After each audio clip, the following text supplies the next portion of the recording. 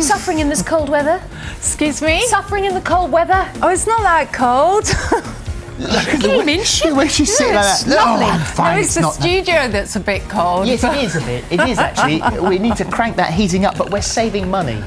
Very good. Yes, it means we can have a party at the end of the series if we don't have any heat.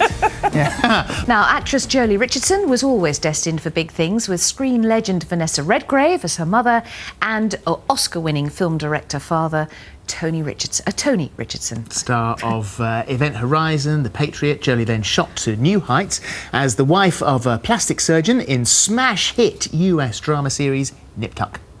You don't have cancer. Sometimes I think that you believe I'm faking this whole thing.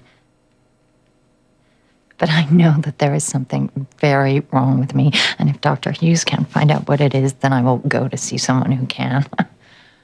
There is something else we could test for. Your symptoms could be caused by an autoimmune disease. When was the last time you were tested for HIV? Slow down. There are other autoimmune diseases besides HIV. 6 months ago. And how many partners have you had since then? Maybe 50? I'm not HIV positive. I was fine until we started sleeping together. Test me for HIV. Wow, and Jolie Richardson joins us now. Wow. I've never seen that scene. I was like, oh, Have you gosh, not? No. Because this is the 5th series now. I know, This is and I think that's what happens. The first couple of years you watch it because, you know, you're very interested to see how they're shooting it, the music, etc. And then after a while you just sort of let it go. But you buy into the character Julia very quickly as well. I mean, watching the first series, there she is, she's married to one half of a pair of extremely successful plastic surgeons, and then everything, as in any good drama, everything starts falling apart. You have an affair with your husband's partner, you have a child with him who has misformed hands. Yeah, it's the 5th, 6th season there. Yeah, I know, but I mean, let's just get through this so people Yes. understand where we are. And then you amazingly have a lesbian affair with a lady, obviously, and that conversation is not to do with anything HIV or autoimmune disease. It's something else. Are you prepared to reveal what that might be? Oh, sorry, you lost me. Oh, you've done it. So you haven't watched it, have you? No, obviously I've read the scripts and I've acted it, Okay, but sorry, just a bit. What I see. was told is that your female lover's daughter may have something to do with your illness. Okay, now I know what you're talking about. Okay. All right, yes, okay. Well, we don't want to. We've got to be very careful because we don't want to spoil it. You see. No. So I think we're all right up to this point. Okay. So what happens? Well, I'm not allowed to say. I haven't watched the programme. What would you like to say about it then? Go on. What would I like to say? Oh, about the denouement. You know, just it's so funny, but what's very different from sort of theatre or film is when you're doing a television series, people ask you all the time, you know, what happens, and you'll be in an airport and they say, well, what happens in the next season? And you know, one, was sworn to secrecy, so we couldn't say anyway, but also we're not given the scripts till the week before we do it. So working in series television is about the most sort of impromptu way of working imaginable. Yeah. You know, a bit like you. I mean, we'll be just given pages of a morning. They could be rewrites, and you just learn to do it. So it's really, it's good. It's good. Very alive. It makes. And it how very much alive. of your time does that take? Because I would have thought, I mean, that's got to be a major part of your life where you think, oh, fantastic, don't have to worry about this because this is a big success. How much of that does it take up in your time? Well, the series doesn't take up that much time. I mean, 5 months a year, but less this year.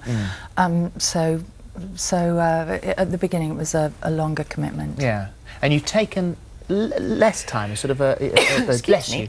You've taken right. less time in the series this time. Yeah. You've got a cold now, got pneumonia. So, blanket. why less time? Why did you decide to take less time in the series? You know, well, I think as series go on and continue, contracts are sort of.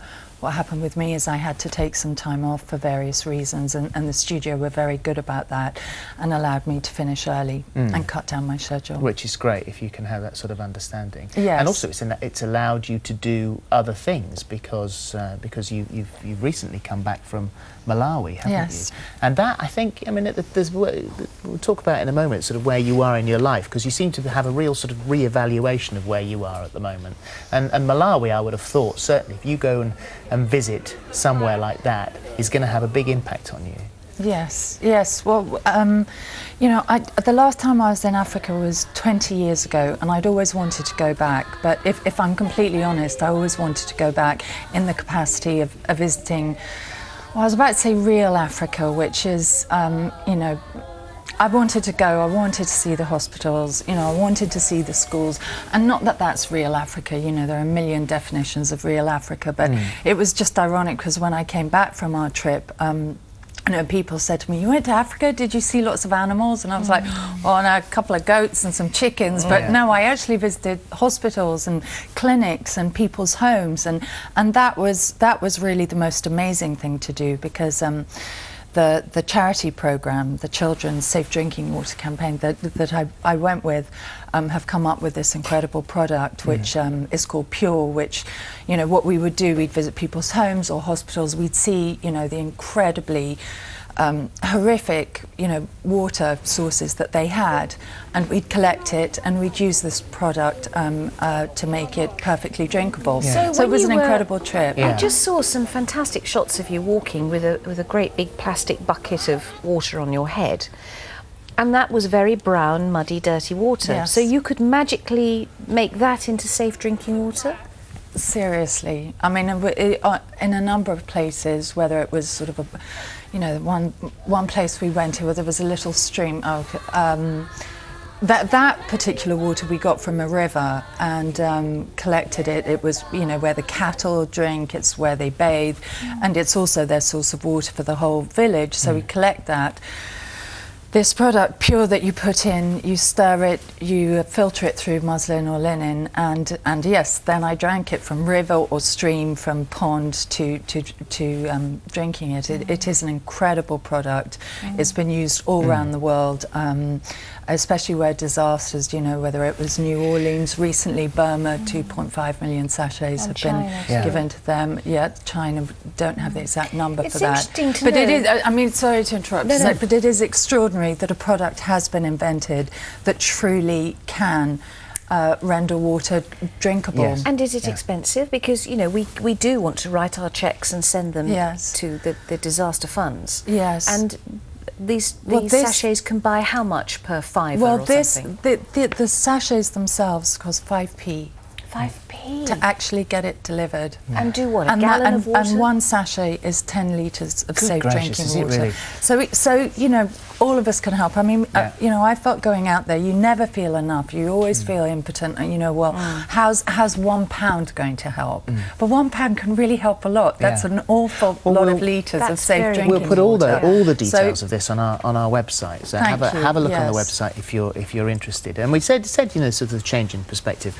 And I read, I don't know whether it's true whether you said it, but you know, as you get older, you get more comfortable, you get less ambitious, you feel more likely that you want to do the things that you want to do. Well, I think less ambitious. I mean, I'm more ambitious in terms of interest, in terms of, in many ways, but I'm not really sort of ambitious in terms of, you know, the career path and I want this and I want that. It's more a sort of view of life. Those are my interests now. Certainly going to Africa, certainly being, you know, part of, you know, doing whatever little bit we can.